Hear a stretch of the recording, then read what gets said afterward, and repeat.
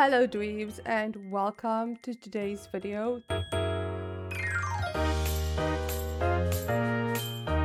Growing up in South Africa, we are taught our history from a young age. The apartheid and the history that came before, to us now being known as the born free generation, as we are freshly 32 years into a democracy. We have education and opportunities that our parents before could only dream about. It was established in 1994 and we transitioned from apartheid to an inclusive multi-party system.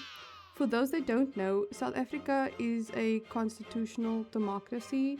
The constitution is seen as the highest law and no one person in South Africa is above it. Not the president nor parliament is above the constitution. South Africa is known for having the most progressive constitution, as we are explicitly known for protecting human dignity, equality, and freedom in speech, religion, and assembly. We also legally define socioeconomic rights like water, housing, healthcare, food, and social security. Growing up as a Gen Z in South Africa was something else. We were always encouraged to study further and reach your stars that were not available before, qualifications not available to certain, certain race groups before. However, the promise that a degree grants you a job is a myth sustained by people who graduated in a different century. South Africa's official unemployment rate is 32.7%.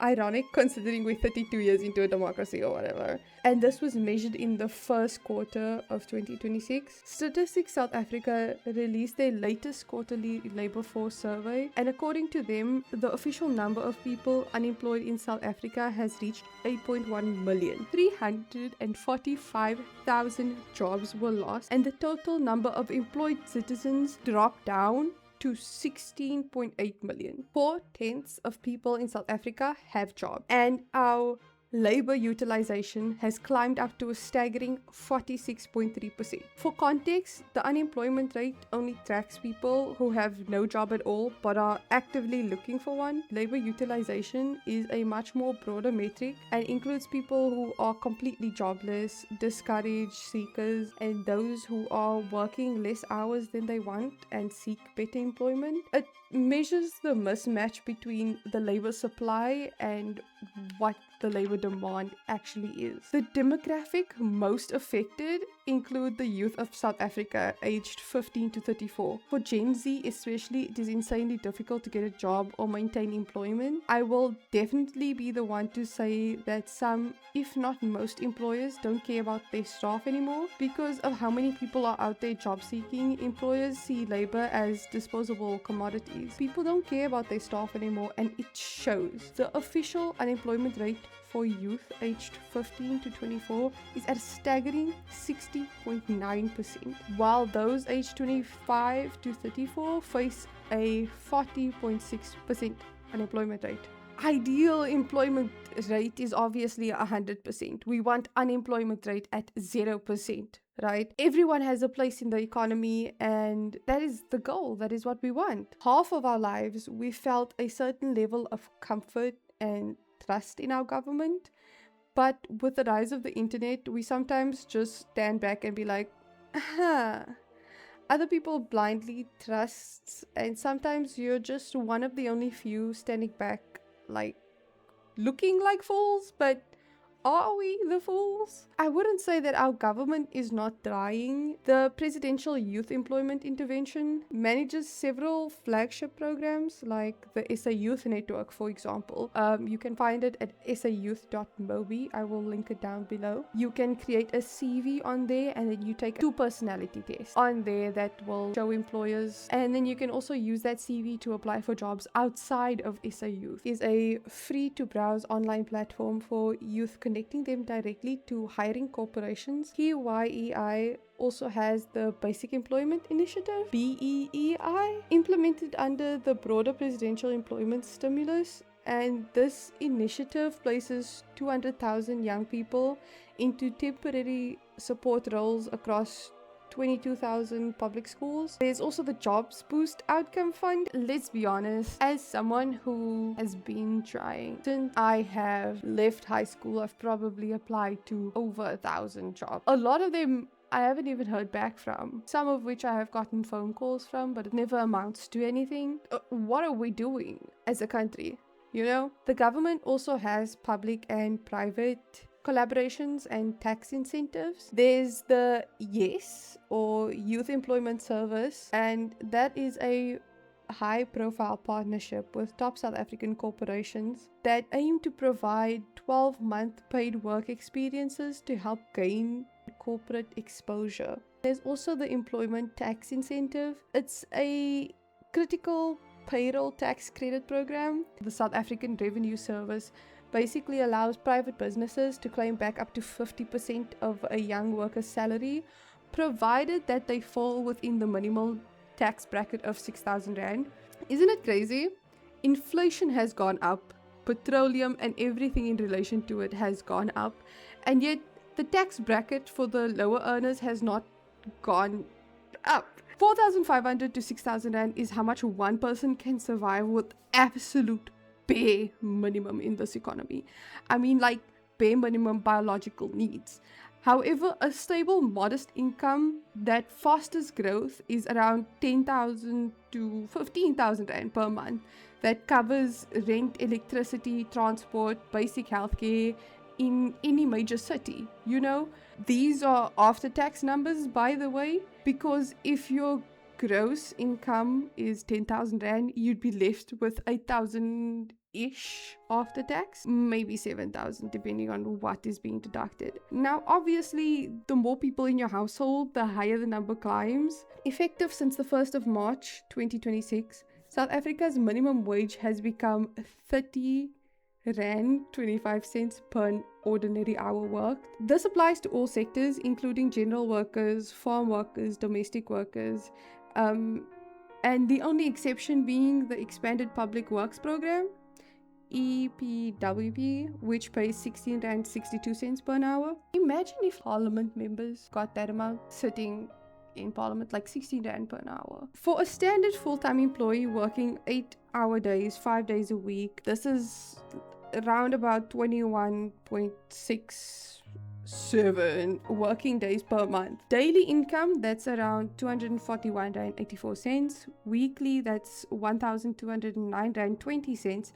And then monthly, that leads up to 5,239 Rand and 46 cents. That is if you did not work any public holidays or any Saturdays or Sundays. Like, this is just like regular work day, regular work schedule type of thing. This is not including sometimes when they make short staff and they make you work less hours than you usually do. The National Minimum Wage Act explicitly states that this baseline rate excludes essential top-ups like transport, allowances, food, accommodation, uniform costs, or performance bonuses. While a monthly salary of roughly 5,240 Rand sounds functional on paper, it falls entirely short of a realistic cost of living, trapping workers in severe working poverty. It's a system designed to have you working paycheck to paycheck. If one singular person in South Africa, just a solo dolo person, 10,000 Rand for a modest, dignified, formal life in an urban hub like in Johannesburg or Cape Town, a full-time minimum wage earner falls roughly 4,760 Rand short of that target every month. Due to South Africa's high unemployment rate, a single wage earner rarely supports just themselves. On average, one minimum wage salary supports a household of 4 people. A basic foods basket for a family costs 5,479 Rand. So buying just basic groceries for the month, 240 Rand more workers' entire monthly paycheck, like leaving them room for virtually nothing else. You don't have money for anything else. How are you supposed to get to work? You know, the Department of Employment and Labor estimates that 40% of employers do not comply with the minimum wage law. The minimum wage barely meets the standard to survive or make something of yourself in this economy. It's so much worse if employers pay less than that. Like, how are people genuinely making it day to day? It's exhausting being in South Africa. And you may be like, you're out here ranting. Do you have any solutions, or you just gonna yap the whole time? I have some ideas, but it's not anything solid and it's not anything realistic. Like, the government can solve this problem by bridging a legal minimum wage and what true living wages requires. We need structural macroeconomic changes rather than mandate increases. For example, number one, enforce radical compliance. Employers often skip paying the minimum wage because the risk of getting caught is incredibly low. The government needs to follow through on its commitment to hire 10,000 new labor inspectors to perform unannounced workplace audits and penalize non-compliant companies. And number two, subsidize essential worker living costs. Considering employers can't increase/double their wages without major layoffs, the state must lower the structural cost of living, transport subsidies, and expand our, zero-rated or tax-free food list to include proteins and several other, healthy foods. Number three, provide targeted living wage tax incentives. The state can further expand on the existing employment incentives framework. For example, businesses that voluntarily pay their workers a certified quote-unquote living wage, let's say for example 8,000 rand per month, should receive a significant corporate tax break to offset the payroll burdens. Number four, drive aggressive infrastructure growth. A high minimum wage only helps those who have jobs. The state needs to focus heavily on logistics recovery, fixing state entities like Transnet and Eskom to spark the GDP growth to at least 3%. Through economic growth increases competition for labor, naturally forcing corporate wages upward without choking out small businesses. How do you solve this problem if you're trying to get employed in South Africa? I would say look at sectors actively hiring right now and merge your qualification or your already existing skills with those sectors. Like, for example, there's been an increase in mining, manufacturing, and agricultural jobs. It's not the most glamorous industries, but pair it with a qualification and you could be unstoppable. Don't focus on what you can't do, rather focus on what you can do. Start a business, build up that list of free online certificates, learn a new language, and cater to foreign countries if you'd like to, escape South Africa. Just don't sit idle. That's all I ask of you. Even if you had the most perfect CV, you would still be fighting a losing battle because the economy is not growing fast enough to create the jobs we need. In standard economies, a country needs to grow at a steady rate of 5 to 7% to actually combat unemployment. South Africa is stuck at a steady below 2%. In fact, the Institute of International Finance just cut its 2026 growth forecast from 1.7% to 1.3% due to the conflict happening in the Middle East. Thank you, Orange, for all the economic problems that most countries are facing right now. The longer this conflict draws out, the more expensive everything will get. Oil is everything. Petroleum truly is everything. Side note 1, petroleum is even in our food. Petroleum derivatives can be snuck into like everyday food as artificial preservatives, moisture retaining solvents, and sometimes synthetic dyes. We have lived our whole lives to work and then die. So what happens if you can't get a job? We as a generation need to combat the unfair circumstances placed before us. We need to shift from job seeking to job creating. Just because the formal economy is not growing fast enough to absorb millions of applicants, we need to dominate the townships and informal economies. Instead of letting external corporations manage township retailers, logistics, services, and so forth, start that small business. If you have a digital skill or you would like to learn one, for freelance digital work, you can use Upwork and Fiverr. Can also look on somewhere.com. If you are looking for remote work, you can also gain free accreditation on Google. If you don't have the funding to start your business, utilize our government's funding ecosystems. Register your business through CIPC and then aggressively pitch for like the micro grants that you can get from the National Youth Development Agency, or apply for support through the Department of Small Business Development. Even if you feel like your idea is unoriginal, we've got 5 different flavors of marshmallows, but people are still going to eat marshmallows. Even if your idea is not fully original, put a twist on it. Do something original within the idea. Develop something within that idea. Like if you can see here in South Africa that we are lacking in a certain sector, develop software for that sector, develop programs for that sector, develop sort of, plans for those sectors.